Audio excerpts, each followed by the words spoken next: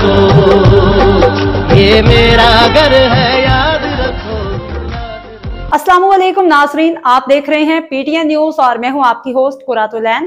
شامل کرتے ہیں آج کی اہم خبریں۔ یوم استقلال کشمیر کے موقع پر صدر مملکت آصف علی زرداری اور وزیر اعظم محمد شہباز شریف نے عالمی برادری پر زور دیا ہے کہ وہ مقبوضہ اور جموں کشمیر میں جاری بھارتی ریاستی مظالم اور انسانی حقوق کی سنگین خلاف ورزیوں کو روکنے کے لیے بھارت پر دباؤ ڈالے۔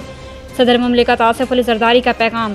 صدر آصف علی زرداری نے یوم استقلال کے موقع پر اپنے پیغام میں کہا کہ 5 اگست 2019 کو بھارت نے یک طرفہ اور غیر قانونی اقدامات کے تحت مقبوضہ اور جموں کشمیر کی خصوصی آئینی حیثیت ختم کر دی۔ آج ان اقدامات کو 6 سال مکمل ہو چکے ہیں، جن کے بعد بھارت نے اپنے غاصبانہ تسلط کو مضبوط کرنے کے لیے جبر، تشدد اور ریاستی طاقت کا بے دریغ استعمال کیا۔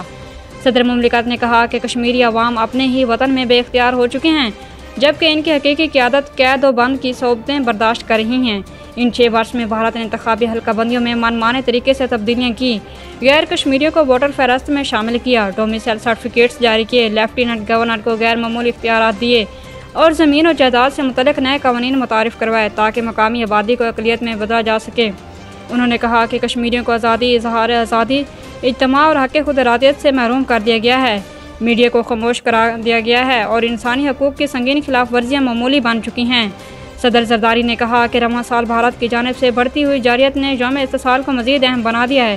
آپریشن بنیاد مرصوص کی کامیابی پاکستانی قوم کے لیے فخر کا باعث ہے، لیکن یہ دن ہمیں یاد دلاتا ہے کہ جنوبی ایشیا میں پائیدار امن کا انحصار مسئلہ کشمیر کے منصفانہ حل پر ہے، جو اقوام متحدہ کی قراردادوں اور کشمیری عوام کی امنگوں کے مطابق ہونا چاہیے۔